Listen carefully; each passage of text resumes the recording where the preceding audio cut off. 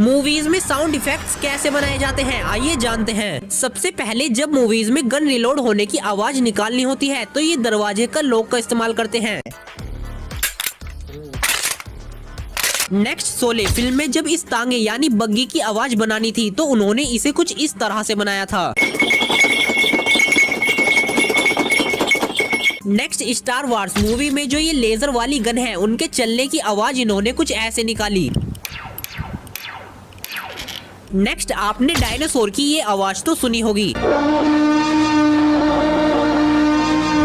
well ये dinosaur की असली आवाज नहीं, इसे बनाने के लिए इन्होंने हाउलर मंकी की आवाज, लायंस के दहाड़ने की आवाज और लियोपर्ड की आवाज जैसे कई जानवरों की अलग अलग आवाजों को इकट्ठा करके उन्हें मर्ज कर देते हैं और फिर एडिटिंग की मदद से उन्हें इतनी खतरनाक